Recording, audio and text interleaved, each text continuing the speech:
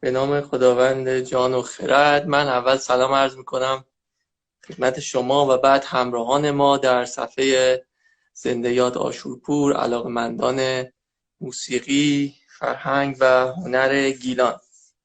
منم خدمت امشب با گفت زنده باشید. مرسی. امشب با گفتگوی دیگر در خدمت خانم شیلا نهور هستیم که حتما علاقمندان موسیقی گیلان و موسیقی گیلکی ایشون رو میشناسن. خانم نهور در حال حاضر مشهورترین خواننده گیلکی خان بیرون از ایران هستن، یعنی مهاجر خارج از کشور هستن. امیدوارم که بتونیم از تجربیات ایشون در عرصه خوانندگی استفاده کنیم، بیشتر بشنویم و بهره مند بشیم و گفتگوی مفیدی رو در خدمت هموطنانمون داشته باشیم. در خدمت شما هستیم خانم نهور، اگه صحبت ابتدایی دارین بفرمایید. خواهش میکنم. من بسیار خوشحالم که شما منو بدون دغدغه بردید به زادگاه خودم، به شهر قشنگم و من الان لایو با همشهریای خودم هستم. این یه موهبتیه برای من و من واقعا خوشحالم از این بابت و به همه سلام دارم. زنده باشید. من ابتدا عذرخواهی میکنم از تأخیری که به وجود اومد. من طبق معمول مشکلات اینترنتی داشتیم تا این اپراتور رو عوض کردیم و با اینترنت دیگه اومدم، یه مقدار چند دقیقه طول کشید. بله حد زدم. خب اینجا هم پیش میاد. بله بله زنده باشید. خدمت شما عرض کنم که اگه اجازه بدید من پرسش ها رو با همین موضوعی که شما بهش اشاره کردین، یعنی شهر شما، شروع میکنم. بسیار خوب. سوال من اینه که کودکی شما در چه شهری گذشت؟ اون شهر چه ویژگی هایی داشت؟ یک تصویری از در واقع شهر کودکی خودتون، شهری که توش بزرگ شدین و احتمالاً شخصیتتون در اون شهر شکل گرفت به ما بدید و بفرمایید که فضای شهری چجوری بود، طبیعت چجوری بود، مدرسه‌ای که دبستانی که در واقع رفتین چجوری بود و الی آخر. بسیار عالی. من متولد انزلی هستم، همونجا بزرگ شدم و دوستای خوبی که داشتم و هنوز هم دارم از همون شهر انزلی بوده. همیشه خودم رو متعلق به انزلی میدونم هر کجای دنیا باشم و جای جای انزلی برای من خاطر انگیز بوده.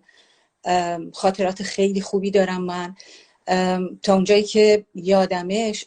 همطور که شما اشاره کردید خب کودکی و نوجوانی من در شهر انزلی شکل گرفت و اون زمانی هستش که شخصیت هر انسانی شکل میگیره و من خیلی خوشحالم که در یک شهری با این همه ویژگی ها، با مردمان پاک، با طبیعت زیبا من بزرگ شدم. کودکی خیلی ساده و قشنگی داشتم. هرچی که از کودکیم یادم میاد همش خاطرات خوب بوده و من تا کلاس 12 که به اصطلاح دبیرستانم رو تموم کردم دیگه رفتم از اونجا و شیراز رفتم. بله. خب یه مقداری از اون حالا شهری که احتمالاً شما درش بزرگ شدید، از شهری که مثلا من یا هم نسلان من درش بزرگ شدم به اون شهری که آشورپور درش بزرگ شده نزدیکتر بوده. یعنی احتمالاً انزلی اون زمان کمتر از انزلی دهه‌های بعد تغییر کرده بود. البته تغییرات انزلی خیلی خیلی آهسته بوده، یعنی تقریبا میشه گفت در چند دهه اخیر که هیچ تغییر خاصی نکرده، ولی احتمالاً اون شهر دست کم از جهت داشته ها به اون شهری که آشورپور درش بزرگ شده نزدیکتر و شبیه‌تر بوده. دقیقاً. بله. ما فقط میتونیم تصور کنیم، ولی توی همین تصورات و توی شنیده ها مثلا داستان‌های شنیدیم که خود آشورپور تعریف کرده که من به مرداب میرفتم با دوستانم توی قایق آواز میخوندم، یا مثلا دبیرستان فردوسی خیلی روی شکل گرفتن من به عنوان یک هنرمند نقش داشت. من مشوق من شدن همکلاسی های من و معلمین من برای اینکه من آواز بخونم. موزیکی که در اون شهر جریان داشت، صفحات گرامی که می اومد، آهنگ‌های که از قفقاز می اومد در شکل‌گیری گوش اون آدم در واقع تأثیر گذاشته و بعد تو آثارش این تأثیرات رو ما میبینیم. بله. اون ویژگی چند فرهنگی انزلی، چند زبانی و چند فرهنگی انزلی احتمالاً روی شخصیت آشوب‌پور خیلی تاثیر داشته. می‌خواستم اینو یه مقدار شما هم برای ما تعریف کنید. مثلا طبیعت، مثلا از طبیعت شروع کنیم. طبیعت واقعا چه تأثیری رو شما گذاشته؟ بله، شما به مطالب، به نکته هایی که اشاره کردید همشون در ذهن من نقش گرفته. برای نمونه من امروز خیلی داشتم در مورد اون دبیرستان فکر می‌کردم که شما الان اشاره کردید، دبیرستان فردوسی. همون جایی بود که بین در واقع پل قاضیان انزلی، درسته؟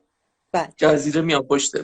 بله. ببینید من الان 26 سال من در تورنتو کانادا زندگی میکنم، ولی این به این معنی نیست که من شهرم و دیارم رو فراموش کرده. من همیشه وصل بودم و خوشبختانه با دوستانی که هنوزم دارم در ارتباط هستم و اخبار گیلان رو، کماکان، انزلی رو دنبال میکنم، ایران رو دنبال میکنم. در مورد اون خاطراتی که از گذشته شما گفتید، ببینید من دقیقاً یادمه که خب من دوران مدرسه ابتدایی رو مدرسه 4 آبان بودم، بعد دبیرستان رو دبیرستان مهدوخت بودیم. همیشه من تصویر خیلی قشنگی از انزلی در ذهنیت خودم دارم. برای نمونه مثلا موج شکن یا مول، یا من دقیقا یادمه ما وقتی بچه بودیم، کوچیک بودیم، خیلی دریا میرفتیم، شنا میکردیم. بولوار انزلی، طبیعت اطراف انزلی، سرسبز بودنش، زیباییش، همه اینها به وضوح در ذهنیت من هست.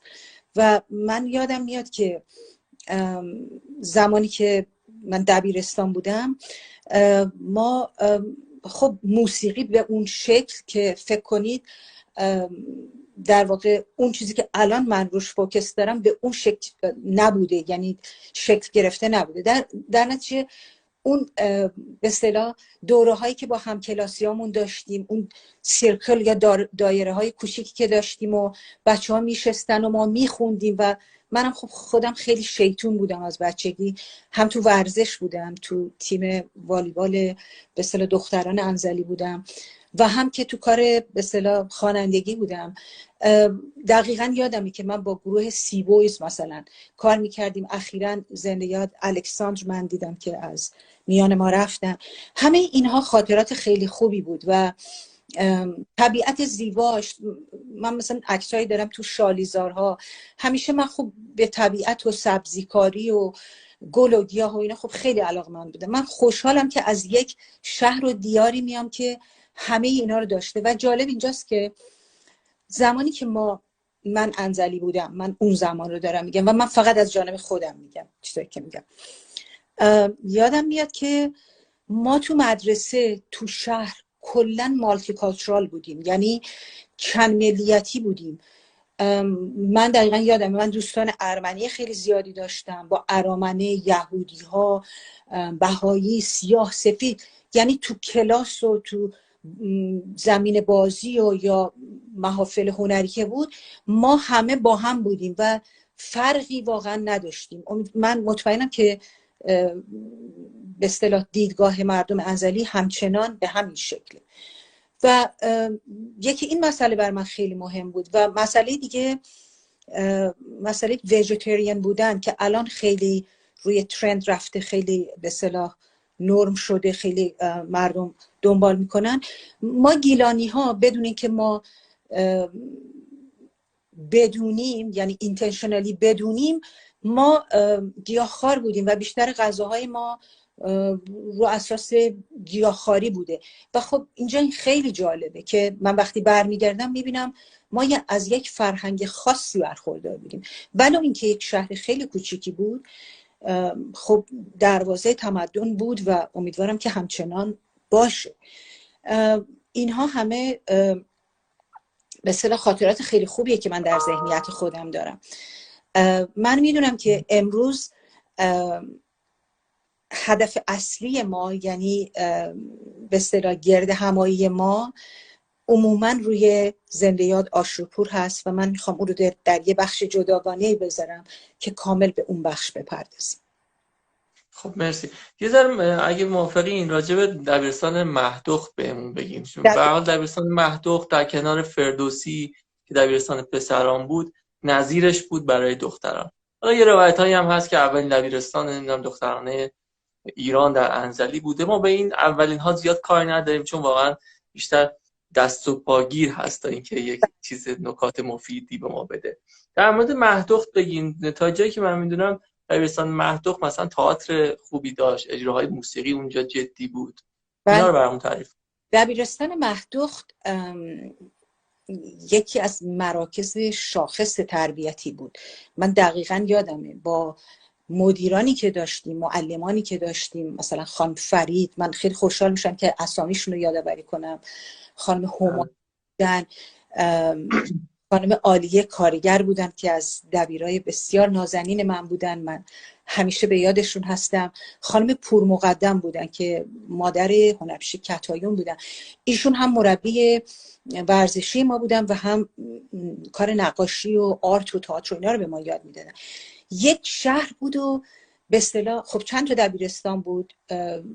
دبیرستان مهدخت یکی از دبیرستان‌های بسیار خوب بود و من یادم میاد که هنرمندان خیلی خوبی بودن.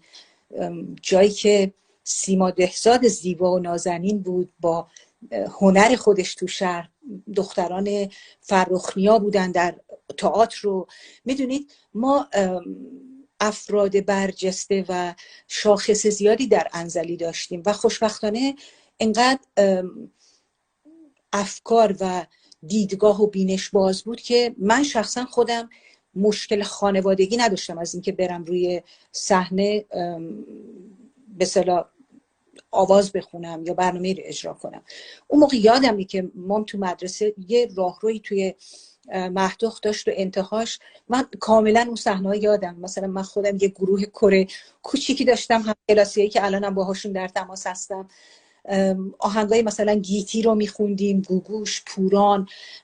میدونید یا توی همون دبیرستان فردوسی خودش یک مرکز خوبی بود برای ارائه هنر، یا رفتن به اردوی رامسر. اینا جاهایی بود که من فکر میکنم نسل شما خب ندیده، ولی من هم که میگم ببینید خیلی گذرا بود، مثل باد بود. میدونید آنچنان زود گذر بود ولی اثرش خیلی طولانی. یعنی همه اینها در ذهنیت من هست و جز خاطرات قشنگ من هست.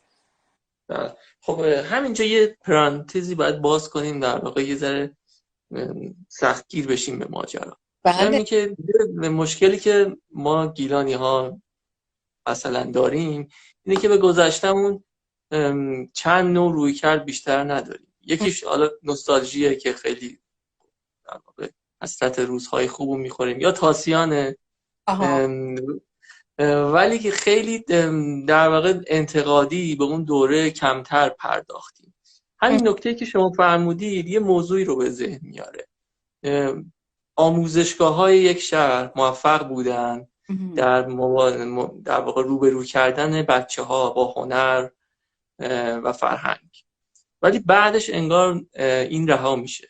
انگار این بچه‌ها وقتی که از مدرسه میان بیرون، بعد دیگه نهادی وجود نداره که بهشون کمک کنه تا تبدیل به یک هنرمند که خلق میکنه، که اثر تولید میکنه بشن. مثلا توی همین بچه‌ها ازشون نشنیدیم که مثلا یه آلبوم موسیقی بیرون بدن، یا اینکه گروه‌هایی تشکیل بدن که این گروه‌ها تولید داشته باشن، یا یکی بره سینما تو اون شهر فیلم تولید بشه، تئاتر خوب بره روی صحنه. تئاتر دانش آموزی خیلی موفق بوده. هر دوتای این دبیرستان‌ها و دبیرستان‌های دیگه گروه‌های تئاتری خوبی داشتن. معلم‌های تئاتری قوی و در واقع موفقی بودن. ولی خود تئاتر اونجوری که انتظار میره که این بچه‌ها بعد از اینکه وارد جامعه حرفه‌ای میشن و بزرگ میشن، وارد دوره بزرگسالی میشن، بتونن زاینده باشن، کار نمیکنه. این دلیلش چی بود به نظر؟ ما داریم در مورد اون دوره حرف میزنیم. دوره من تقریبا جوون و نوجوان بودم، درسته؟ بله. ببینید من فکر میکنم که هم ارگان‌های تشکل یافته‌ای بوده. برای نمونه ببینید شما وقتی یه هنری رو دارید، حالا در هر زمینه‌ای باشه، باید جایی رو داشته باشید که این هنر رو عرضه بکنید. مثلا برای نمونه من فکر میکنم که اردوی رامسر خیلی جای خوبی بود برای اینکه شما با صحنه آشنا بشید، با تماشاچی در وسعت زیاد آشنا بشید، این بود. ولی خب به تناسب اینکه یک شهر کوچیکی داشتیم، به تناسب اینکه اون زمان ما دسترسیمون به اینترنت محدود بوده، خب طبعا بله این چیزی که شما میگی درسته. ولی تا حدی خب بعد مسئله دیگه این بود که شما در یه مقطعی، برای نمونه خودم رو دارم میگم، وقتی که من دوران دبیرستانم رو تموم کردم دیگه کنده شدم از اونجا و من رفتم به یک شهر و دیار دیگری، دور بودم. اون موقع دیگه حواسم و ذهنیت من، درسته من به موسیقی کلاسیک و اینا حتی اون زمانی که من دانشگاه شیراز بودم به اونا میپرداختم، میرفتم اگر فرصت زمانی برای به اصطلاح جدای از درس داشتم میرفتم به اونا، ولی دیگه عملا کنده شده بودی، یعنی دیگه اون گروه رو نداشتی. خب زمان اینترنت هم که نبود که من یادم ما خواستیم یه تلفن به خانواده میزدیم، باستی میمدیم توی یک صف طولانی وای میستادیم، از این تلفن‌های عمومی بود که یا تماس بگیریم با خانواده‌مون. در نتیجه اون سهولت و راحتی نبود که، ولی نمیدونم باز هم من فکر میکنم گروه‌های خوبی بودن که بچه ها رو بخوان در زمینه‌های هنری تربیت بکنن و اینا رو و بستگی به اون فرد یا افراد هم داره که چقدر شما دنبال رو باشید.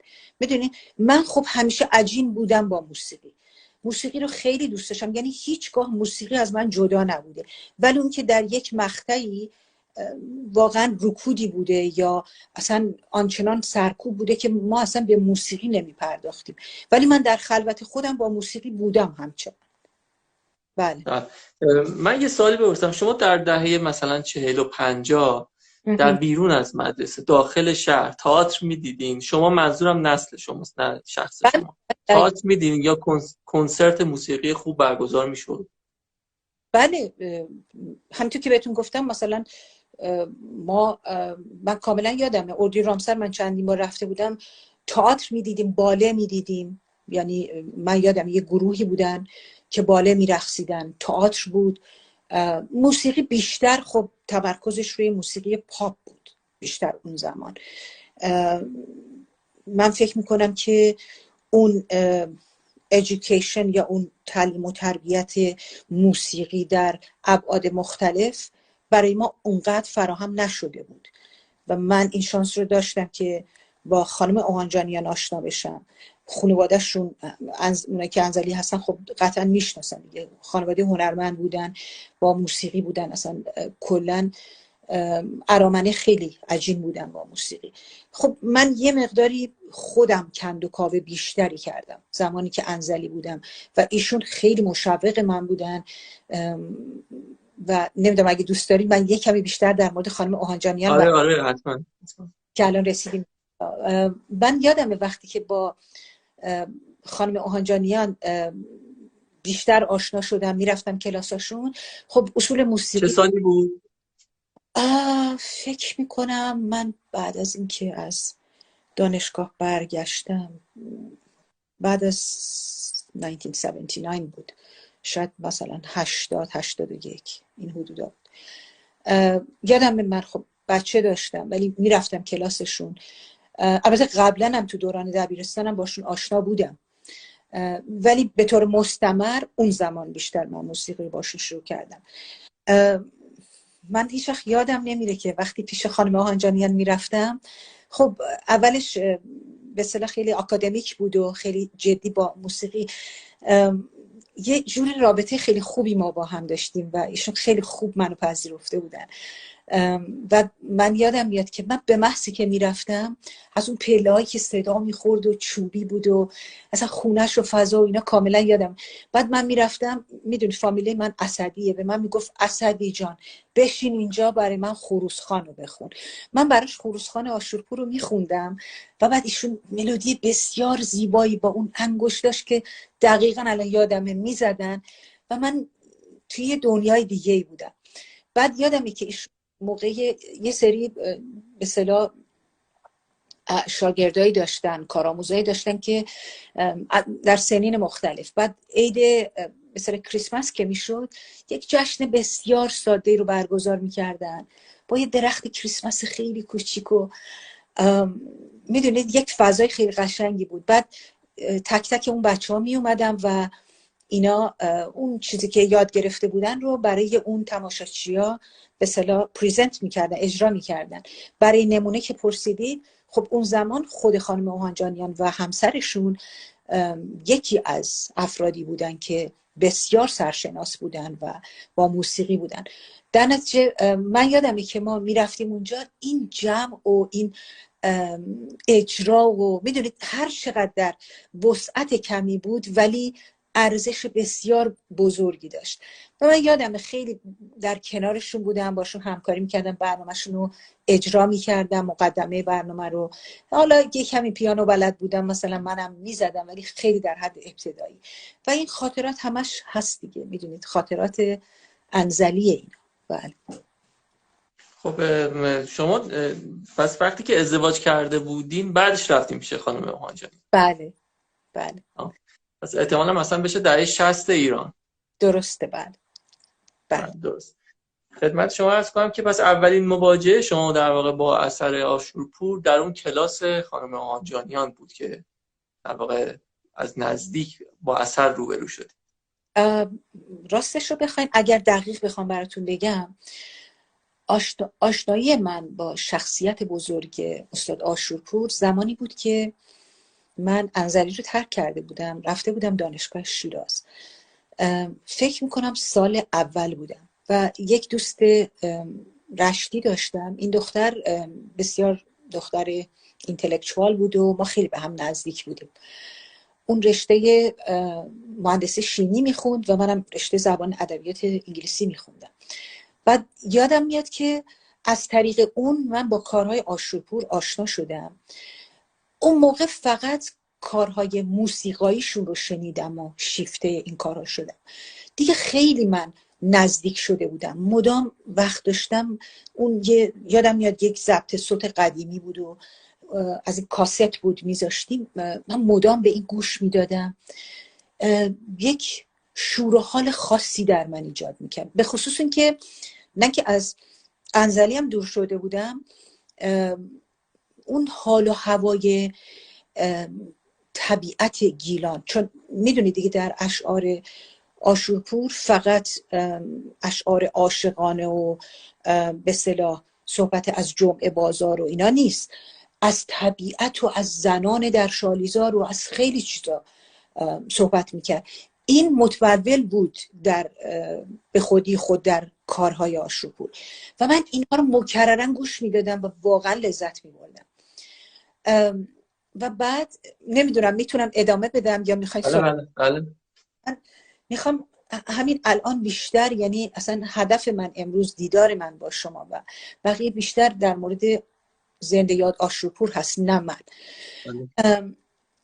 جالب اینجاست که من کم کم زمزمه میکردم کاراشون رو، دیگه خیلی شیفته شده بودم و کلا محافلی که ما داشتیم توی جمع دانشجویی و حالا گیلانی باشن یا نباشن، من کاراشون رو میخوندم. اون ابتدا بود که این شروع شده بود. بعد من کم کم به شخصیت ایشون خیلی علاقمند شدم. بیشتر دوست داشتم بدونم که این کی هست، این چی میگه. میدونید خیلی برای من، ببین ما بزرگان زیادی در هنر و به اصطلاح جامعه موسیقی خودمون داریم، اونها همشون قابل احترام هستن، خیلی دوستم. ولی در مورد استاد آشورپور من خودم شخصا از رهروانشون هستم. چرا؟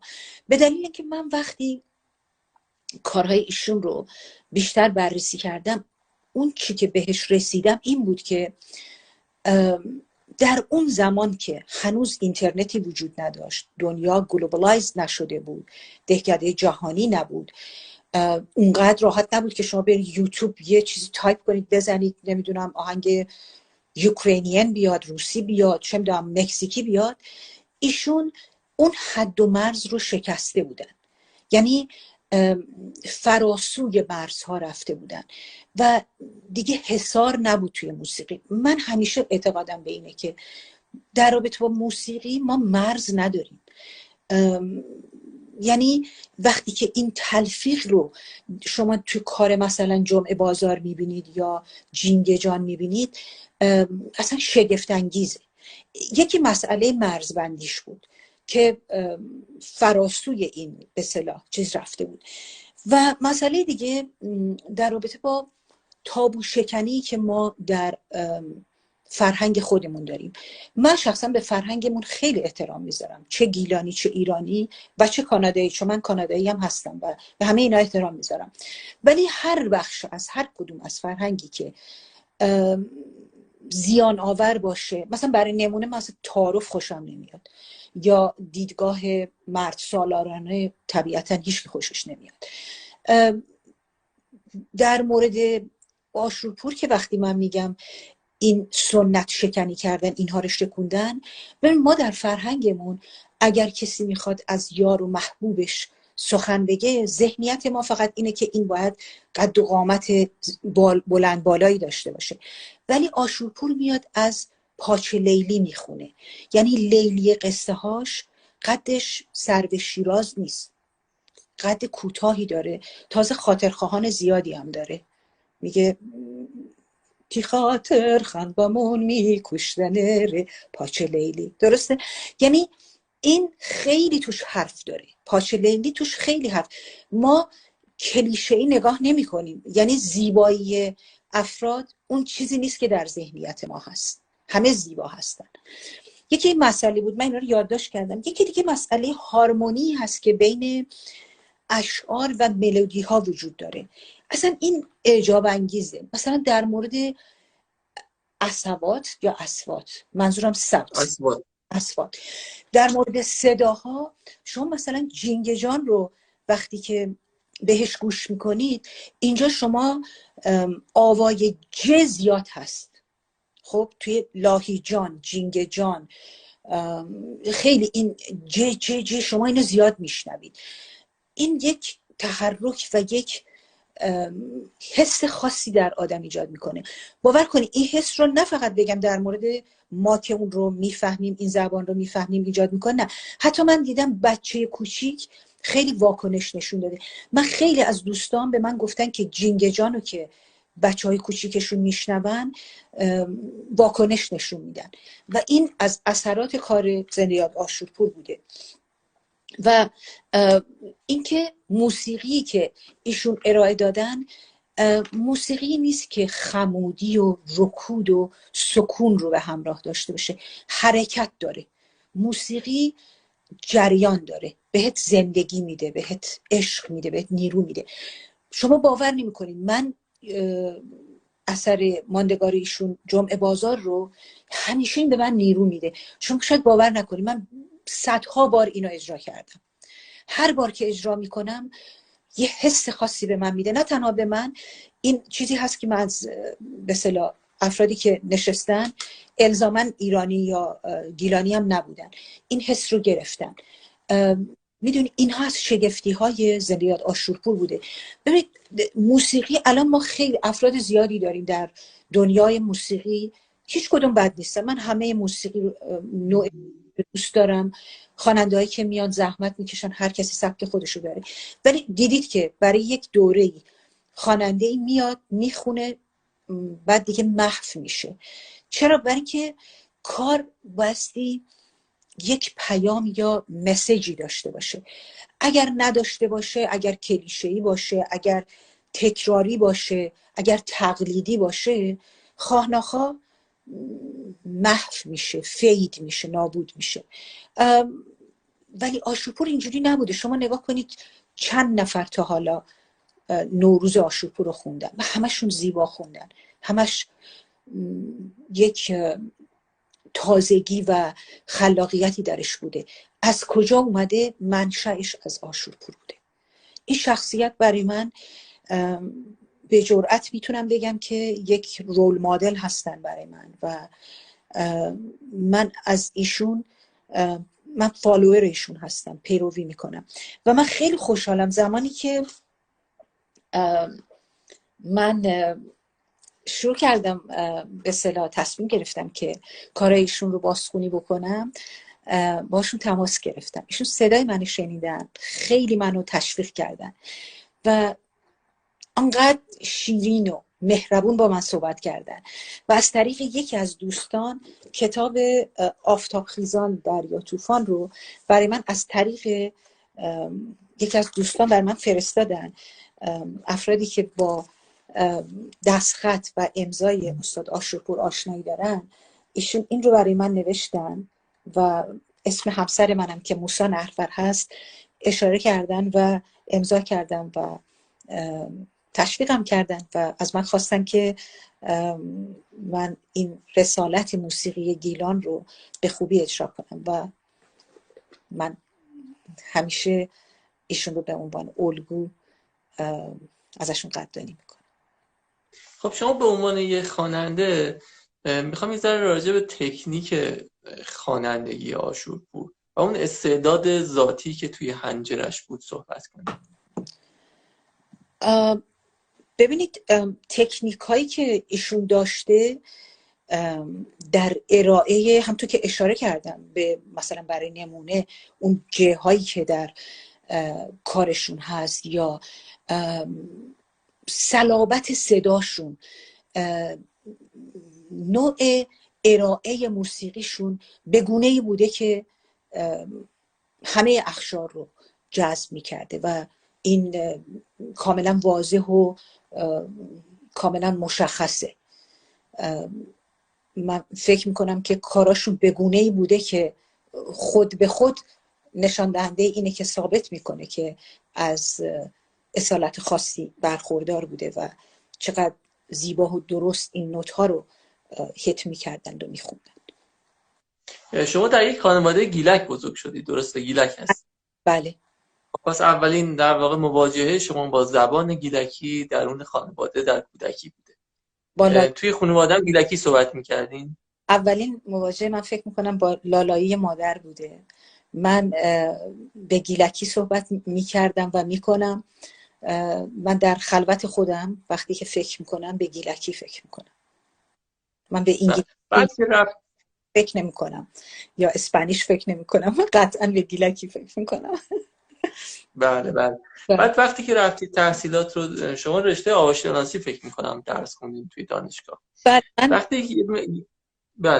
وقتی یه مقداری نزدیکتر شدید به زبان و ساخت زبان، چه در واقع درک جدیدی نسبت به زبان مادریتون پیدا کردید؟ چه نکات ظریفی احتمالاً در این زبان دیدید که قبلش شناخت نداشتید؟ چه سوال خوبی پرسیدید.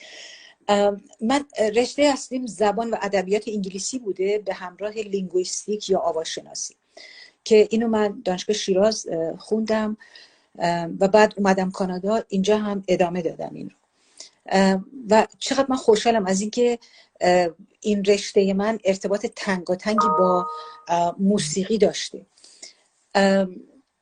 آواشناسی در واقع اون چیزی که ما خیلی بیشتر روش کار میکردیم، ببخشید زیاد نمیخوام کلمات انگلیسی به کار ببرم ولی اینجا مجبورم بگم و فارسی رو میگم. place of articulation و manner of articulation، این صداها و صوت اصوات چجوری تشکیل میشن و کجا تشکیل میشن، ما رو این کار میکردیم. حالا من نمیخوام به تکنیک مثلا جز اونا بپردازم ولی فکر کنم این رو اکثرا میدونن که یه سری صداهای کانسوننت هستن، یه سری واول هستن که اینا یه مشخصی دارن که با هم فرق میکنن. خب ما روی اینا خیلی کار میکردیم و من جالبه که وقتی شما میخواین بخونین صداها، این که مثلا ه کجا تشکیل میشه، خب شما این صداها خیلی کمک میکنه وقتی که در انتقال یک قطعه موسیقی و چگونه اجرا کردن اون خیلی تاثیر داره. ببینید شما زمانی که میخواین یک قطعه رو اجرا بکنید از نظر موسیقایی، صدا از جاهای مختلف میتونه کنترل بشه و تولید بشه. مثلا یه سری صداهایی داریم که از سر میاد، یه سری از گلو میاد، یه سری از سینه میاد، معده میاد. این صداها بنا به این که کجا باید این صداها رو تولید کرد خودش یک امر بسیار مهمیه که این بخش رو من در رشته در واقع فونتیکس اند لینگویستیک من یاد گرفتم. ولی خب چون من زمانی که هم ایران بودم که پیش خانم اوهانجانیان بودم، بعد اومدم اینجا، من اینجا رویال کانزرواتوار رفتم و یه سری کارهای کورخانی و در واقع نوتخانی و سایت ریدینگ و سولوخانی رو روشون کار کردم و یک معلم به اصطلاح پرایوت هم داشتم، شخصی، که اون یکی از دوستان بسیار خوب من هستن، خانم آناهیت، ولی ایرانی نیستن، مال ارمنستان هستن، یعنی فارسی بلد نیستن. ما دیگه خیلی با هم به اصطلاح دوست شدیم تقریبا، ولی ایشون خب معلم وکال من بودن. خیلی چیزا رو از ایشون یاد گرفتم. یکی از مسائل مهم در خوندن تکنیک نفس کشیدن هست، چجوری وایستی و چجوری نفس بکشی قبل از خوندن، چه ورماپی بکنی، چجوری صداتو گرم کنی. مثل ورزش، شما اگه یک سره بری توی زمین بازی خب خیلی سخته، میبره آدم. شده که بعضی وقتا من اگر این ورماپ رو نکنم، به صدام اون تمرین و به اصطلاح عضله ها رو تمرین ندم، به تارهای صوتی خیلی آسیب میرسونه و این خیلی بده، برای اجرا خیلی بده. در نتیجه اینا رو ما خب در به اصطلاح زمینه آکادمیک ما یاد گرفتیم. خب راجع به زبان گیلکی، این زبان چه خصوصیاتی داره از لحاظ آوایی؟ در مورد زبان گیلکی جالب اینجاست، مرسی که یادآوری کردید، پترن و نمونه های زبان ها اصولا با هم فرق داره. جالب اینجاست که من که اشاره کردم به کانسونانت اند واول، ما در زبان گیلکی پترن و نمونه زبان جوری هست که چند تا کانسونانت بغل هم قرار میگیره. به این دلیله که من تصور میکنم برای کسایی که میخوان انگلیسی یاد بگیرن، اگر زبان اولیه‌شون گیلکی باشه خیلی راحت تری. اونایی که فارسی صحبت میکنن، دیدیم ما اصطلاحا میگیم که فلانی غلیظ حرف میزنه، تهرانی. این غلیظ حرف زدن یعنی چی؟ یعنی واول ها رو میکشه. دید ما اگه پترن زبان فارسی رو دقت کنیم عموما اینجوری، یعنی بیشتر کلمات حتی اسامی یک کانسوننت هست، یک واول، یک کانسوننت، یک واول. به این دلیله که اصولا وقتی که بیشتر کسایی که فارسی صحبت میکنن مثلا نمیتونن بگن بلک، میگن بلک. چرا؟ بین بی و ال که دو تا کانسوننت هست یه دونه ای اضافه میکنن، میارن تو پترن زبان خودشون. این فقط مختص زبان فارسی نیست، من با افراد مختلف از به اصطلاح ملیت‌های مختلف کار میکنم و این همه افراد وقتی که زبان رو میخوام صحبت بکنن میارن توی پترن زبان خودشون. امیدوارم برای مخاطبین ما خسته کننده نباشه که من بپردازم به بخش تکنیکی زبان و پترن ها و به اصطلاح الگوهای زبان. ولی برای زبان گیلکی که خیلی نزدیک به زبان روسیه، در زبان روسی هم این کانسوننت ها به هم چسبیدن، به اینا میگن کلاستر کانسوننت، یعنی مثل یه خوشه هستن که به هم وصلن اینا، و این باعث میشه که ما گیلانی زبان ها، خب زبانمون خیلی نزدیک به آواهای روسی هست. خب جدای از این که کلماتی رو داریم، بیشتر به اصطلاح تمرکز من روی تولید صدا هست و همین که بعضی از زبانها رو راحت‌تر میتونیم ماها یاد بگیریم.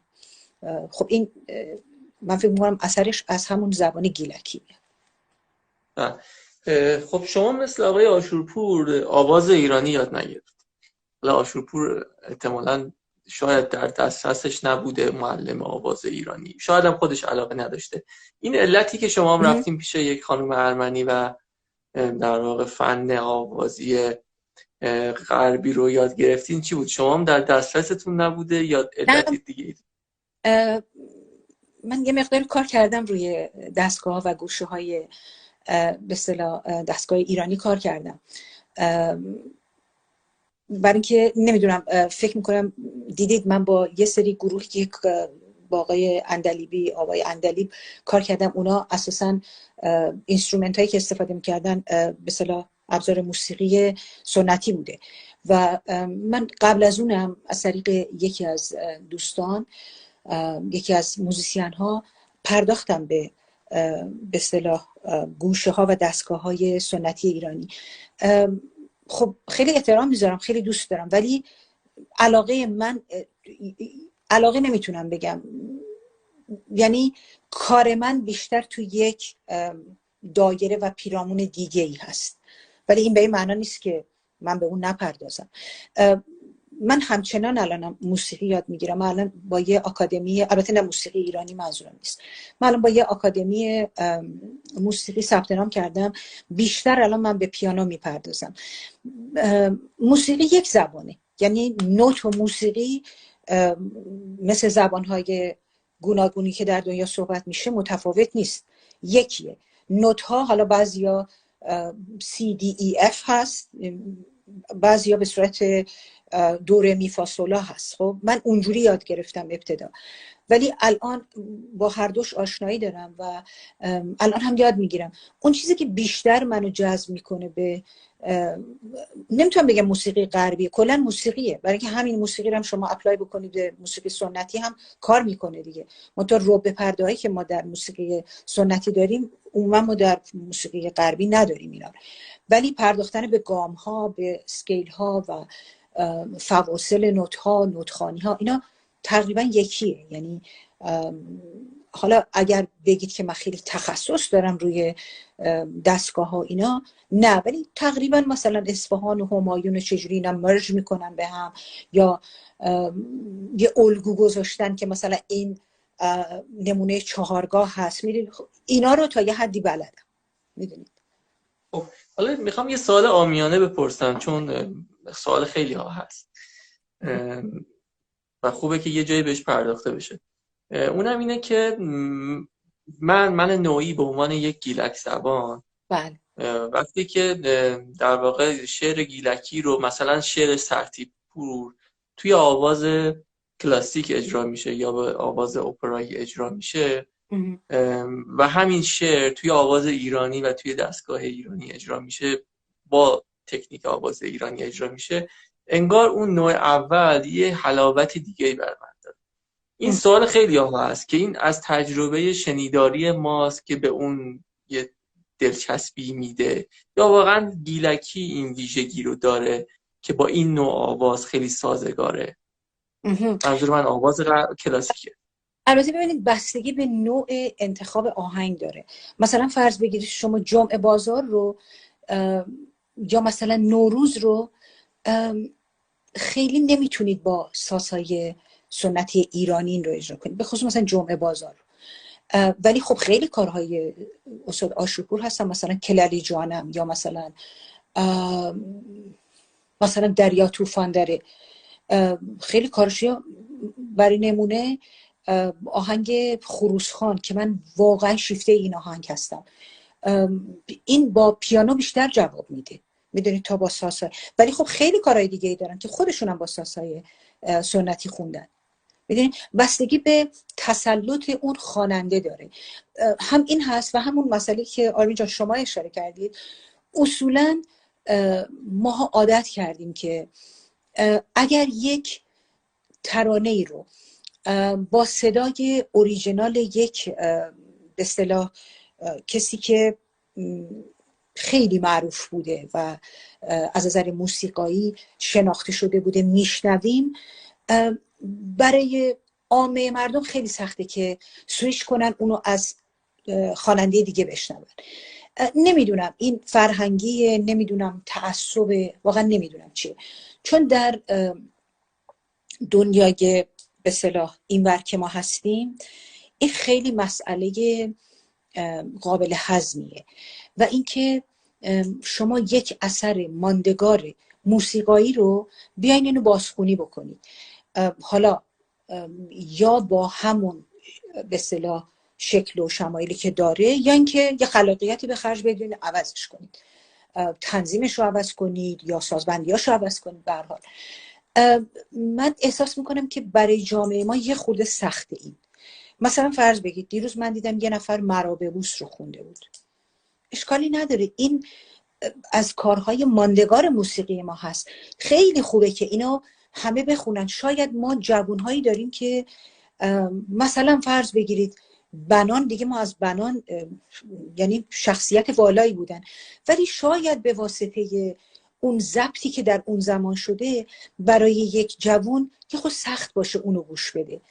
اگر این رو کسی بازخونی میکنه به نظرم داره بهش ارج و احترام میذاره. چون مثلا برای نمونه آهنگای زیادی ما داریم. من یه مقداری بررسی کردم، دیدم مثلا ترانه بست مموشو در تاریخ موسیقی جهان جزء کارهایی بوده که بیشترین بازخونی رو روش انجام دادن. حالا چه به زبان خوده که اصالتا به زبان اسپانیش بوده، چه به زبان خود اوریجینالش یا به زبانهای دیگه. و جالب اینه که من خودم مثلا انقدر این رو دوست داشتم این رو به یه شعر کوتاه گذاشتم عاشقانه روش که هم گیلکی خوندم هم اسپانیش خوندم. من فکر نمی‌کنم این اشکالی داشته باشه، یعنی خیلی خوبه که بپردازیم. قطعا اشکالی نداره، ولی یه سوالی رو پیش میاره اصلا این روی کرد. چه بعد شمایی که اون عنوان یه هنرمند گیلکی خوان دارین اونجا کار میکنین، خلق اثر میکنین، چه بچه‌هایی که همین الان اینجا هستن. همین چند هفته پیش یه آهنگی منتشر شد از بچه‌های رشت که اینا کار کرده بودن روی در واقع ملودی روسی و یک آهنگ روسی یک شعر گیلکی گذاشته بودن و با یک زحمت زیادی و با یک تلاش زیادی این رو به عرصه تولید رسونده بودن. یک کلیپ خیلی خوبی هم ساخته بودن. ولی سوالی که اینجا به وجود میاد اینه که خب چرا این بچه‌ها تمایل دارن که روی آهنگ روسی کار کنن؟ این دلیلش از کجاست؟ آیا ما چون دارالمرز هستیم اقبال بیشتری به اونور مرز داریم؟ چرا مثلا مرغ سحر رو کسی نمیاد روش گیلکی بذاره؟ میدونی چی میخوام بگم انگار یک گرایش دیگه‌ای وجود داره در این خطه نسبت به موسیقی الگو. بدون شک مسئله جغرافیایی و مسئله مرزی که ما داریم. خب اصلا شما لباس رو نگاه کنید. من مثلا شده که من جاهایی رفتم لباس گیلکی پوشیدم، این ترکیب رنگ ها خیلی شبیه یوکرینین هست. من جایی دقیقا رفتم گفت این لباس روسیه. این برید، این تاثیرپذیری هست، قطعا این وجود داره. ولی اینکه اگر که بچه‌های این کارو کردن، آهنگ روسی گذاشتن، من فکر میکنم ما الان دیگه به زمانه رسیدیم که بذارید مرزها رو دیگه کنار بذاریم هنرمند هرچی که خودش فکر میکنه که با اون بهتر میتونه پیامش رو، ملودیش رو، شعرش رو به گوش مردم برسونه، برسونه. اشکالی نداره. یعنی من فکر میکنم بذاریم همه آزاد باشن. اون در رهایی هست که ما همدیگر رو پیدا میکنیم. من هیچ ممنوعیت یا محدودیتی توی این زمینه نمیبینم. شما کدوم آهنگ‌های آشورپور رو اجرا کردید؟ بازخوانی کردید؟ من خیلی از آهنگاشونو، من یک CD دارم، نمیدونم دیدید، جاودانه های گیلان، الان پیشم نیست. تو اون CD آهنگ‌های زیادی از 8 ترک داره، بیشترشون از زنده یاد آشورپور بوده. جمعه بازار، خروسخان، پاچه لیلی، خیلی از این آهنگا بوده. بعد جینگه جان، اینا که توی اون بوده و من خیلی جاهای این آهنگا رو اجرا کردم. بعد تو برنامه‌ای که داشتیم با گروه اندلیب ما آهنگ کلالی جانم رو اجرا کردیم، آی لیلی رو اجرا کردیم. خب با تنظیم متفاوتی بوده و خیلی قشنگ بود به نظر. کارهای زیادی رو من از ایشون اجرا کردم. یه خاطره ای دارم، نمیدونم میخواین براتون الان تعریف کنم. یه خیلی جالبیه. من یادم میاد که 6-7 سال پیش بود، یه تلویزیون به اصطلاح لوکال اینجا، یه تلویزیون کانادایی من دعوت کرده بود به عنوان فولک وکالیست من دعوت کرده بود که من کارهای اونا که نمیدونستن چیه، ولی من بهشون گفتم که کارهای گیلکیه. اینجا دیگه کلمه گیلکی خیلی جا افتاده، میدونید خیلی ها میدونن و گیلکی اینا رو میدونن. بعد من به اون به اصطلاح کانال تلویزیونی وقتی رفتم، اول صبح بود، یه سری بر بچه‌های جوون بودن و پشت صحنه کار میکردن، فیلم برداری میکردن و اینا. قرار بود اول من لایو بخونم و بعد برای مصاحبه برم. این بر بچه‌ها که اون دور و بر بودن، من که داشتم جینگه جانو میخوندم، اینا از هیچ کدوم هم بیشتر وایت بودن، از این سفیدا بودن. بعد اینا من که میگفتم آی جینگه جان، اونا هم پشت سر من هی میگفتن جینگه جان، همینجور حرکت میکردن و میگفتن جینگه جان. خلاص این تموم شد. بعد من سیمای جان هم یکی از اونها بود که حتی ایرانی‌ها میگن سیمای جان، میدونید باید براشون توضیح بدید که اصلا این جان یعنی چی. بعد من مصاحبه‌ام تموم شد و داشتم میومدم، مثلا دیگه تقریبا از ظهر بود، مدیر اون شبکه تلویزیونی اومد پیش من و گفتش که به انگلیسی از من پرسید، گفت من یه سوالی ازت دارم، اینی که تو خوندی این چی بود؟ گفتم که این گفت به یه دلیل این سوال ازت میپرسم. گفتم که این آهنگ اسمش بود جینگه جان. گفت این چه اثری داشت که الان از ساعت مثلا 8:30 تا 11 که موقع تقریبا 11 بود، گفت اینا هنوز دارن همینجور میچرخن و حرکت میکنن، همونو دارن میخونن. این چی بود؟ من بعد بهشون گفتم که یه کمی توضیح دادم در مورد کارهای آشورپور، همینجور شخصی بهشون گفتم و بهشون گفتم که ببین، برای موسیقی و برای اینکه شما کلیک بکنید با یه آهنگی دوست داشته باشید، اصلا لزومی نداره که شعرش رو بفهمید. خب خیلی خوب آدم بفهمه، اگر بدونه که خب شعر داره چی میگه خب خیلی بهتره، ولی خیلی وقت شده من خودم هم آهنگایی رو شنیدم که اصلا نمیدونم چی میگه، ولی به نوعی انگاری میدونم داره چی میگه، داره یه پیام، یه چیزی به من میده. و این جالب بود. بهشون گفتم که آره این اثر یه آهنگ همینه، ماندگاره، باید باشه. و این بود، دلیلی هم نداشت که واقعا اونا اون لیریکس رو بفهمن، اون به اصطلاح شعر، به اصطلاح اون جینگه جان رو متوجه بشن. و یا من شده که در محافلی کارهای مثلا جمعه بازار رو خوندم یا کارهای دیگه استاد آشورپور رو خوندم، اصلا یک دونه ایرانی اونجا نبوده. وقتی که من اجرا کردم، مثلا من یادم میاد یه جایی برای سیتیزنشیپ یه گروه اومده بودن که به صورت شهروندی کانادایی شروع بگیرن و اتفاقا در میان اونها ایرانی نبود. بعد اونجا قضات بودن، چهره‌های سیاسی شهر بودن، خیلی افراد اینجوری بودن. بعد من رفتم جمعه بازار رو خوندم، خب گیلکی خوندم، میدونید، البته یکی دو تا آهنگ انگلیسی هم خوندم، ولی اینو خیلی دوست داشتن. اصلا اومدن هی از من میپرسیدن این چیه. میدونید تأثیر گذاری و ماندگاری آهنگ همینه. ببخشید. خب بین وقتی شما، خواهش من خیلی استفاده کردید، شما وقتی اجرا میکنین برای یک در واقع غیر ایرانی و غیر گیلک زبان، کدوم دسته از آهنگ ها بیشتر مورد توجهشون قرار میگیره؟ اونایی که ملودی غربی داره یا اونایی که ملودی ایرانی داره؟ من فکر میکنم که این تجربه من بوده. ما وقتی من سال 2019 یه کنسرتی ما داشتیم، بیشتر کارهای به اصطلاح گیلکی بود. البته من به 8 زبان این برنامه رو اجرا کردم، زبانهای مختلف بود با حفظ اوریجینال، گیلکی یا فارسی هم کنارش بود. من فکر میکنم که ملودی ها و آهنگ هایی که مردم رو به وجد میاره حتما الزاما نباید غربی باشه، نباید روسی باشه. میدونی مثلا برای نمونه کاکوله یا آهنگی که غربی نیست ولی به وجد میاره، دوست دارن. شده که البته مثلا خروسخان یک ابهتی داره این آهنگ. اولا بستگی به نوع اجرا داره، بستگی به تنظیم داره. تنظیم آهنگ خیلی مهمه که شما چجوری با چه سازبندی های اینا رو ببرید روی استیج. بستگی به تماشاچیاتون داره. و من خوشحالم، واقعا اینو میگم بهتون، مخاطبین این نوع کارها فقط قشر خاص سنی نیستن. میدونید خصوصا تا اصلا کاری ندارم ایرانی باشن گیلانی باشن، قشر خاصی نیستن. من گروه های سنی که خیلی جوونن این تیپ کارها رو دوست دارم. میدونید بس در جواب شما فکر نمی کنم الزاما ملودی غربی یا به اصطلاح اروپای شرقی و اینا باشه، فکر نمی کنم. البته منم باید حرفم یه تصحیح بکنم.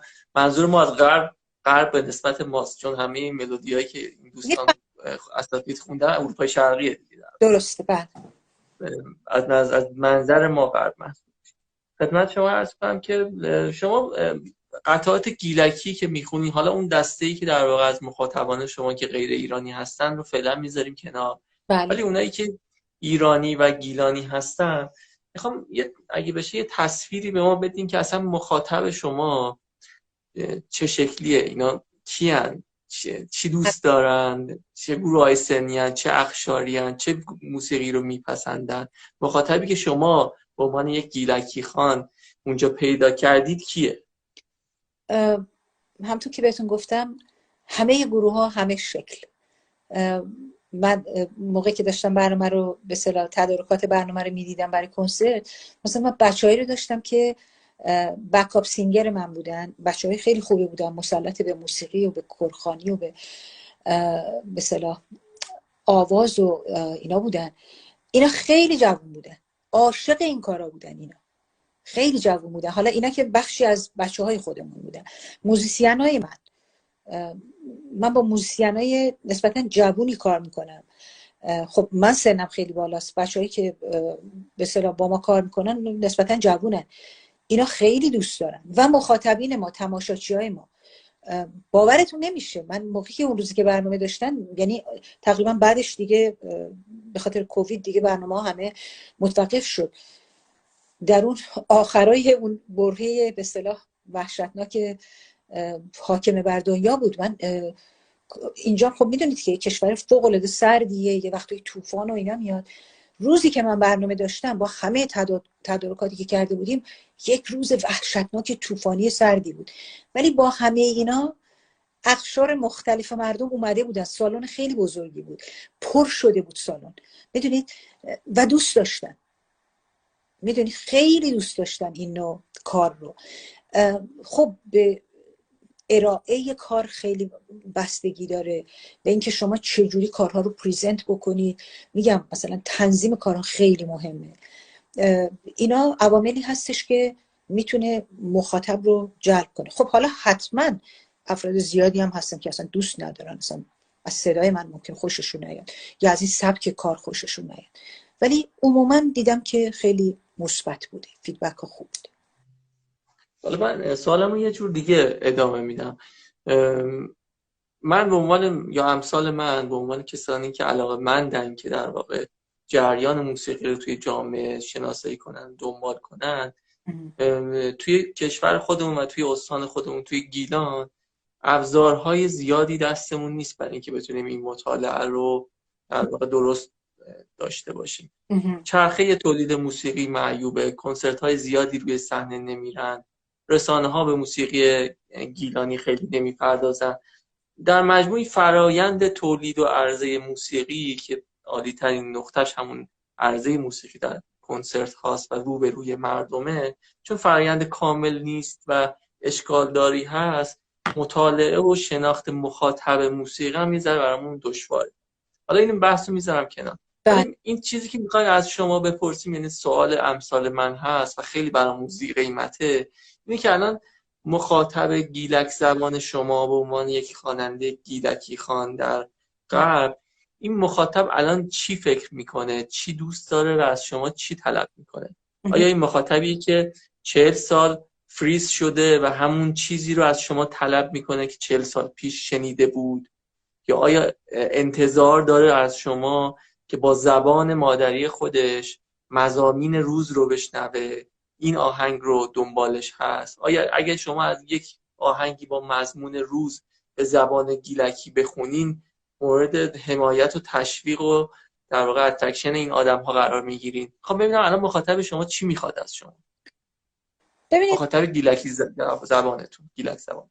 قطعا مخاطب شما از شما نوآوری و خلاقیت رو میخواد، قطعا از شما کار کلیشه‌ای نمیخواد، قطعا میخواد بپردازه که دوره بر ما چی میگذره. یعنی مضامین به اصطلاح کارهایی رو که ما اجرا میکنیم الزاما نباید همشون عاشقانه باشه، میدونید، یا اینکه مثلا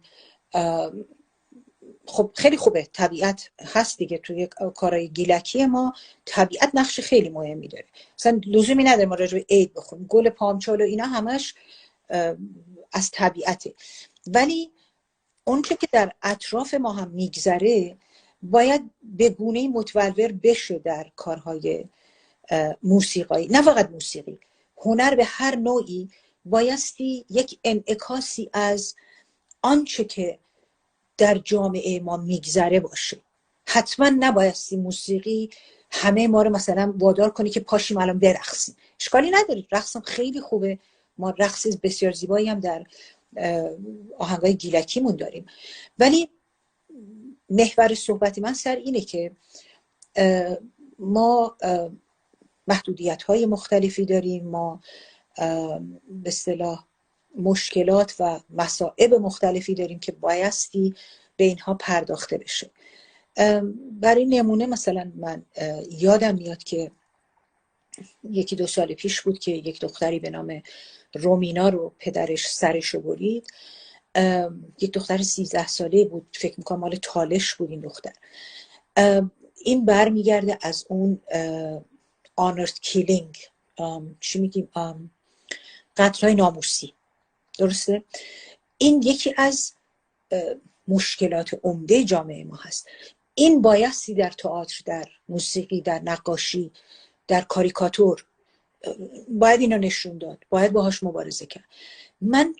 شما نمیدونید چقدر من از این موضوع ناراحت بودم و اصلا عصبی بودم، شب واقعا نمیتونستم بخوابم.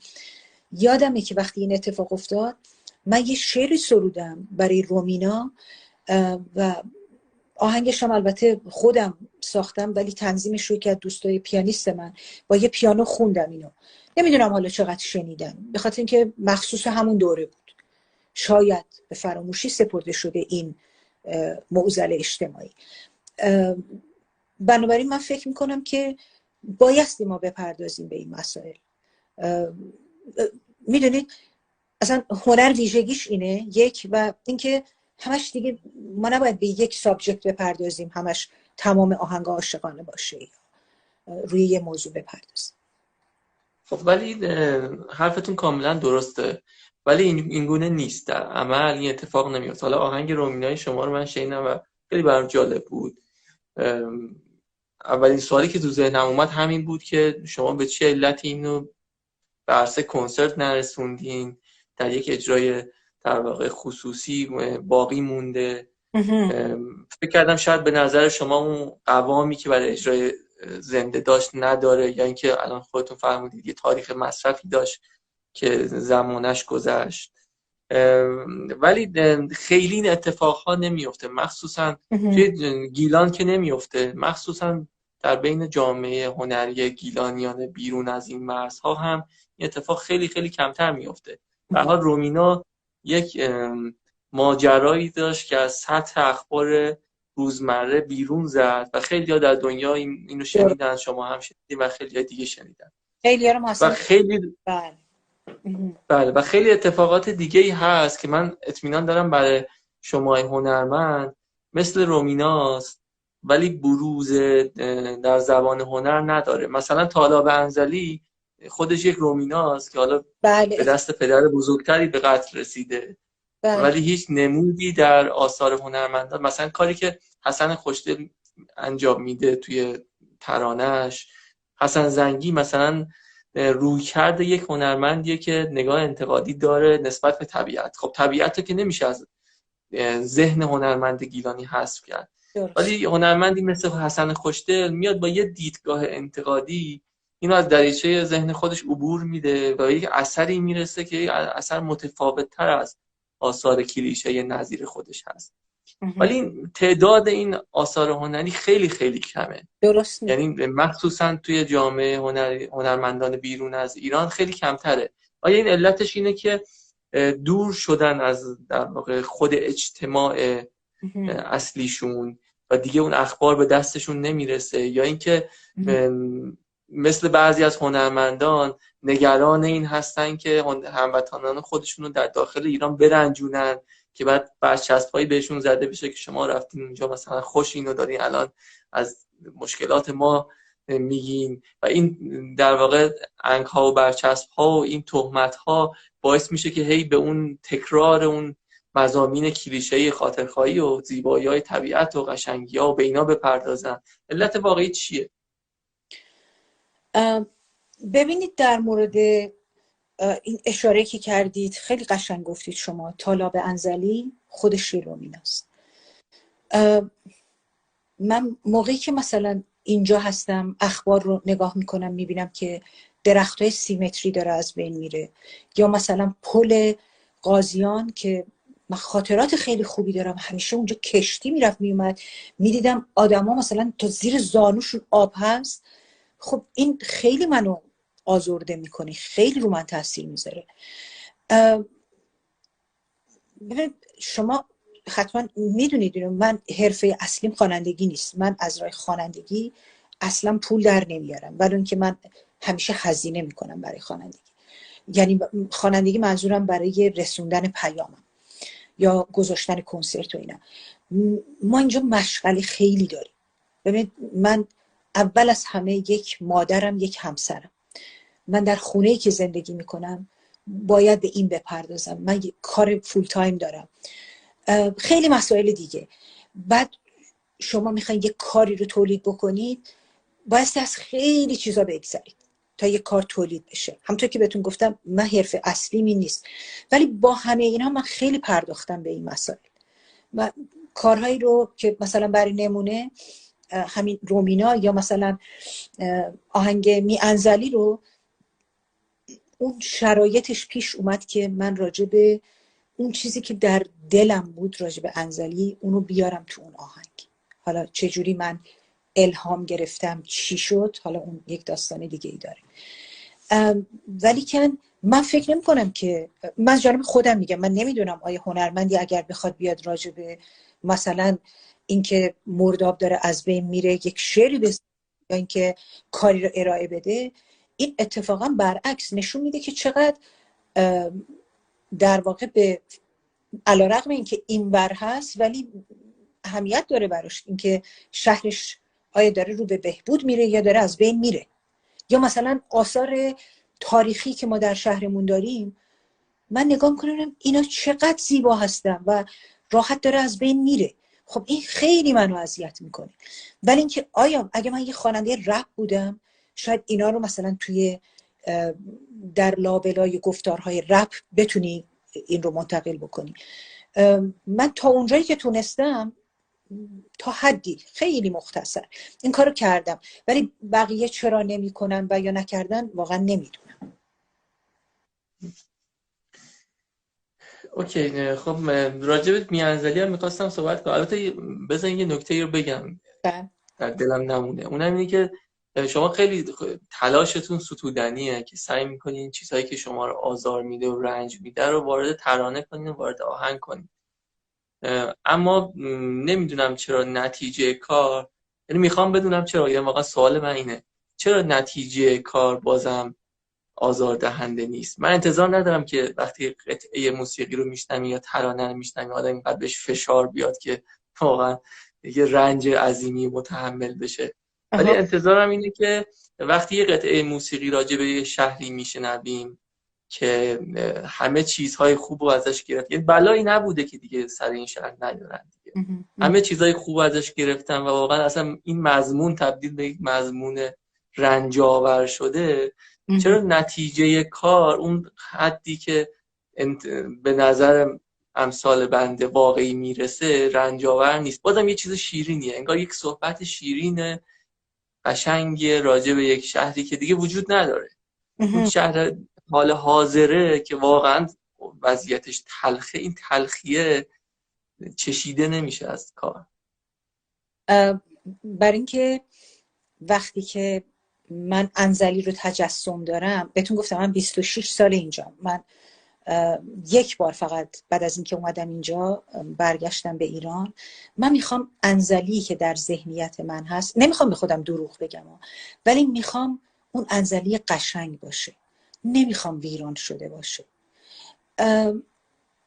یکی این مسئله است. یکی این که ببینیم ما در دنیایی که داریم زندگی میکنیم بمباران اخبار بد هستیم، به خصوص الان که این دور زمانه با اخبار منفی و اینا. من خودم شخصا زمانی که به موسیقی پناه میارم، به یه شعر، به یه ترانه پناه میارم، زمان رهایی منه.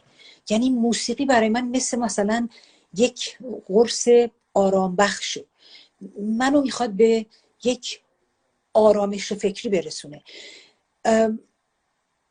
اشاره کردم به این که بایستی موسیقی متجلی از یا انعکاسی از مشکلات جامعه باشه، ولی بذاریم این بخششم، یعنی الان شما انزلی رو گوش بکنید، تصویر و چهره زیبای انزلی در ذهن من هست و اونو من میخوام اگر کسی داره اینو گوش میده انزلی رو ندیده، من میگم ببین یه بولواری بوده که کاکایی های سفید میومدن رو اون نرده هاش میخوندن، میدونی، یا یه پلی بوده که این پل انزلی قاضیان به هم ربط میداده و همچنان این هست، کاکایی ها هستن، اون پل هست، ولی تو اون شعر نگفته که این پل چقدر فرسوده شده و این پل رو چقدر ایگنور کردن، از نظر دور داشتن، بهش نپرداختن.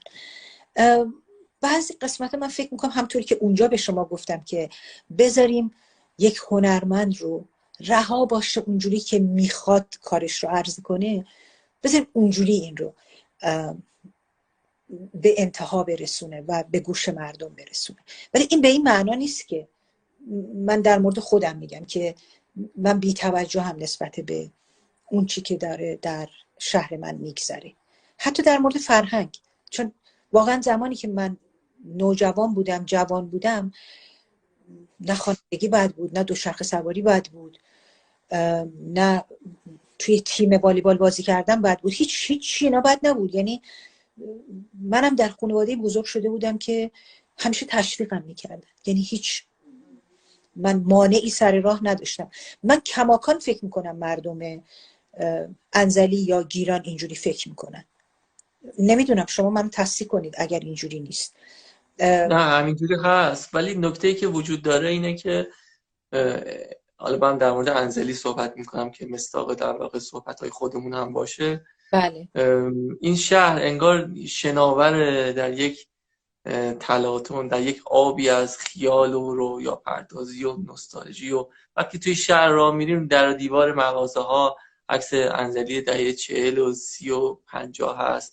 همه در واقع از این کلمه زشت استفاده میکنم، همه در هپروت یک گذشته‌ای هستن که دیگه وجود نداره و این خیلی شرایط بدیه برای یک جامعه که اکنون نداره، همش گذشته است و دائم به اون گذشته فکر میکنن، با اون گذشته همه چیز رو مقایسه میکنن، در همون گذشته قوطه‌ور هستن و این اکنون نداشتنه در فضای فرهنگ و هنر هم جاریه. یعنی هنرمند تولید اصلا نمیکنه، اگه کاری انجام میده بازخوانی گذشته است یا اجرای کارهای که اصلا ربطی به جامعه خودش نداره، عملاً بازتابی از جامعه خودش در اثر هنریش نیست. من خود انزلی دارم مثال میزنم، یعنی فضای فرهنگی هنری انزلی دارم میگم. بله.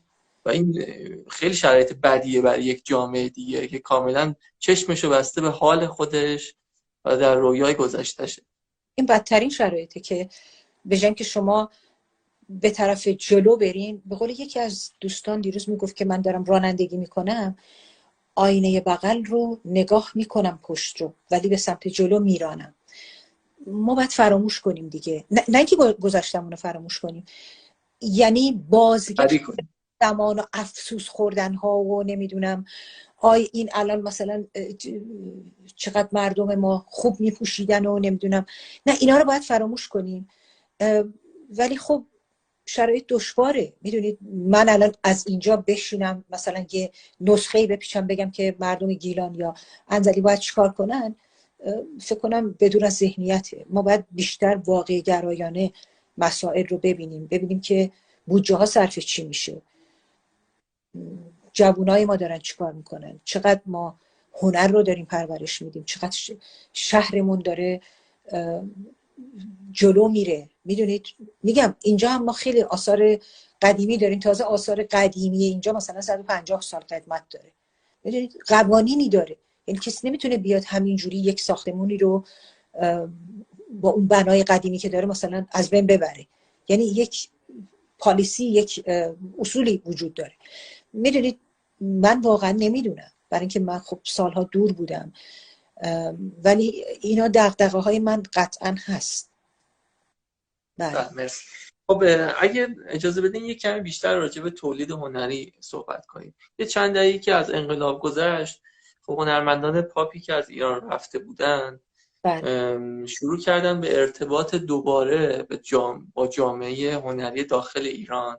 مثلا هنرمندان خواننده سعی کردن با ترانه سرایان و ترانه سرایان داخل ایران ارتباط بگیرن، با جوان‌ترها ترانه هاشون استفاده کنن تو کارهاشون و این ارتباط تا یه حدی یه خون تازه‌ای به موسیقی پاپ هنرمندانی که از ایران دور مونده بودن دواند. می‌خواستم ببینم شما هم مسیر و راه حلی برای همچین ارتباطی پیدا کردین؟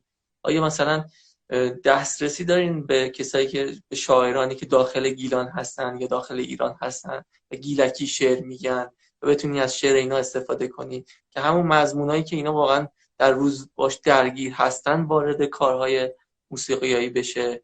بله. و همین که در واقع یه حمایتی هم بشه در واقع از این دوستان.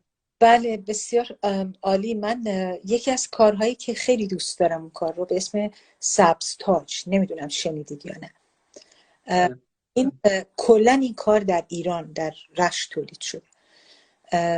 شاعرش گیلانی بوده، آقای جواد اصغری، و پسرشون همکاری کردن، تنظیم کردن آهنگ رو، آقای صبا علیزاده آهنگ رو ساختن. کار خیلی اصیل و قشنگیه، یعنی اصالت کار خیلی زیباست و من موقعی که با من تماس گرفتن خب من یه ویژگی هایی میخواستم برای به اصطلاح به اتمام رساندن این کار و اون این بود که خواستم که به اصطلاح این کار رنج صدای خواننده رو نشون بده، علاوه بر این که پیام خودش رو در مورد گیلان و به اصطلاح واژه‌های گیلکی داره. بله من این کار رو کردم و خیلی خوشحال میشم که اگر که دوستانی هستن که میخوان تماس بگیرن یا کارهایی دارن، یه مجموعه خوبی باشه، میدونی پراکنده نباشه، که مثلا یه شعر خیلی زیبایی هست، بله خب با اصالت قشنگ روی یک سابجکت خاصی داره صحبت میکنه، این یه مقدار بسط داده بشه، یعنی به صورت یک تیم هنری خوب باش کار بکنیم. و یکی دیگه از کاری که من خودم خیلی دوست داشتم، خیلی بده که اسم شاعرشون خیلی معروفن در گیلان هستن، هم کلاسی رو گفتن، الان اسمشون ازشون واقعا عذر میخوام اگر دارن صدای من میشنون. شعرشون خیلی قشنگ و زیبا بود، هم کلاسی، و من چون دوست دارم که مخاطبین بیشتری به اصطلاح اون کار رو ببینن، از ایشون اجازه گرفتم و اون رو به زبان فارسی برگردوندن با همون مضامین، با تقریبا حفظ قافیه ها و مضمون، اون رو به فارسی برگردوندم و اون رو اجرا کردم. چرا اسمشون یادم رفت؟ شما یادتون نمیاد؟ نمیدونید من کیو میگم؟ نه منم یادم رفته، اتفاقا کلیپش رو همین دیروز دیدم ولی اسم ایشون از خاطرم رفت. بله. بنابراین اگه بخوان شما رو پیدا کنن طبیعتا از طریق اینترنت، شاعرانی که دوست دارن. خیلی به نظرم کار قشنگیه. مهم نیست ما کجای کره زمین ایستادیم، مهم اینه که دست به دست هم بدیم، با هم کار قشنگی رو که ارزش زمان گذاشتن و هزینه گذاشتن داره روش کار بکنیم. من خیلی استقبال میکنم از این موضوع. شما چطور؟ شما یه دسترسی دارین به منابع شعری که توی گیلان وجود داره؟ مثلا مجلاتی که شعر منتشر میکنن یا کتاب‌های شعر گیلکی. به شما خودتون دسترسی دارید به این آثار اگر که از بینشون انتخاب کنید؟ کتابخونم دارم، آثار شیون فومنی هست و به اصطلاح کارهای شعرایی که از قبل بودن رو روشون کار کردم دارم. قبلا مجلاتی بودن، الان بیشتر همه سایت های اینترنتی هست. بله میتونم بگم در ارتباط هستم. اگر دوستانی الان صدای منو میشنون دوست دارن که شعری رو بفرستن یا آهنگی رو به اصطلاح کاری رو تنظیم کردن در دسترس دارم، من خیلی خوشحال میشم. بله مرسی. خب یه کمی هم از راجع به تجربه در واقع اجرای موسیقی در همراه زبان گیلکی با غیر گیلک زبان ها برامون بگیم. خب دیدیم که شما مثلا با کردها چند تا تجربه اجرا داشتید. احتمالاً حالا اینم برامون بگین که چه شد که مثلا با گروه اندلیبی یا شما اندلیبی کار کردین، یا اتفاق بود یا نزدیکی زبان گیلکی و کردی باعث شد که این همنشینی به وجود بیاد؟ این دلیلش چی بود؟ مثلا تجربه اجرای گیلکی با غیر گیلک زبان‌ها یا نکاتی همراه داشته یا نه؟ خوشبختانه من این تجربه رو هم در مورد استانهای ایرانمون دارم، هم در مورد ملیت‌های دیگه‌ای که اینجا هستن و من باشون نزدیک هستم این تجربه رو داشتم. در مورد آقای اندلیب که پرسیدید، مثل اتفاقی و تصادف که قطعا نبوده. البته آشنایی ما با آقای شاه و اندلیبی و ایشون تشریف آوردن اینجا، خب ما با هم آشنا شدیم و ابتدا قرار بود که من یک برنامه مستقل گیلکی رو ببرم روی صحنه از طریق دانشگاه یورک، ولی اصولا من به کارهای گروهی خیلی تیمی رو خیلی دوست دارم. هیچ وقت دوست ندارم که من میرم روی صحنه همه نگاه ها به من باشه. دوست دارم این کار به صورت گروهی به اصطلاح عرضه بشه. در مورد اون اجرا در واقع تصمیم بیشتر من بود که ما این رو به جای اینکه یک زبان رو ببریم روی صحنه، این رو ترکیبی باشه از زبانهای کردی و ترکی و گیلکی باشه که بخش ترکیش رو هم قرار بود که خانم فریبا داوودی اجرا کنن، ولی بعد ایشون بخش سنتی رو اجرا کردن و فکر میکنم تجربه خوبی بود. یعنی ما با هم کار کردیم و هر به اصطلاح قشری مخاطب خودش رو داشت و اجرا خیلی زیبا بود و به زبانهای مختلف بود. در مورد زبانهای غیر استانهای ایران که از مرز ایرانمون بیایم بیرون، من در جایی که کار میکنم چون بیشتر یعنی همکارای من غیر ایرانی هستن، ما یه گروهی رو تشکیل داده بودیم، یه گروه خیلی رسمی و فرمال نبود، یه گروه دوستانه از ملیت‌های مختلف، مثلا روس بود به دنیا اومده یا رومانیان. ما از گروه‌های مختلف داشتیم و فقط موسیقی نبود. به این شکل بود که هر دوره‌ای یک جای جمع می‌شدیم، از شعر و ترانه و رقص و لباسای محلی و غذا می‌بردیم و با هم دیگه. و می‌دونید که اینجا خیلی مردم خیلی راحت‌تر و ساده‌ترن. یه غذای کوچیک، حالا مثلا میرزا قاسمی از اون غذایی هستش که اینجا خیلی طرفدار داره، یعنی اکثرا که ایرانی نیستن عاشق این غذا هستن. فسنجون یه خورده میترسن، حالا فسنجون که البته غذای ایرانی نیست، ولی وقتی میخورن دیگه دست بر نمیدارن. بعد ما با این گروه کار میکردیم و خیلی زیبا بود. یعنی حالا من هم کارهای فارسی رو میخوندم، هم کارهای گیلکی رو با اونا میخوندم، لباسای محلی بود و با هم این رو به اشتراک میذاشتیم دیگه. میدونید این اشتراک و اون تبادل اندیشه و افکار و هنر و اینا خودش یک شادمانی به بار میاره و در این حال خیلی یاد میگیره آدم. میدونید شما از اونا یاد میگیری، اونا از شما یاد میگیرن و چرا نه. خیلی خوب بود، تجربه خیلی قشنگی بود. خیلی ممنون.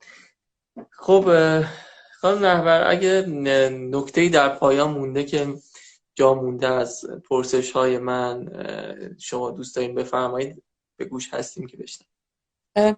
شاید بگم من 2 تا نکته رو میخوام بگم. یکی این که خب من همش خاطرات شیرین و به اصطلاح حرفای خوب و به اشتراک گذاشتن و اینا رو با شما در میون گذاشتم. یه خاطره ای دارم، نمیدونم بذارم جز خاطرات تلخم یا برای یه تجربه ای بود. من همیشه از گیلانی ها، از ایرانی ها، از همه مردم غیر از احترام و محبت و مهر واقعا چیزی ندیدم. یعنی همیشه فیدبک ها عالی بوده، همیشه با مهر و محبت بوده. یک تجربه ای دارم که هیچگاه از ذهنم نمیره. من یادم میاد که سال 2013 بود، از طرف بی بی سی UK اومده بودن اینجا که از من مصاحبه بکنم و من توی یه استودیوی قرار بود که برنامه لایو اجرا کنم. دیگه تدارکاتی که دیدیم و کارهایی که کردیم، این برنامه اجرا شد و تو اون استودیو بعد اون گروهشون اومده بودن منزل ما که از من مصاحبه بکنن، یه بخش به اصطلاح صحبت گفت و شنید باشه. موقعی که ما شروع کردیم برای مصاحبه، یکی از این برای بچهای بی بی سی گفتش که شما حواستون باشه که کارتون ادیت میشه. گفتم خب معلومه همه کارا ادیت میشه دیگه، و من نمیدونستم واقعا ادیت میشه میخواد چی بشه. وقتی که مصاحبه رو ما داشتیم انجام میدادیم، خب خیلی طولانی بود و این ضبط و اینا خیلی طول کشید.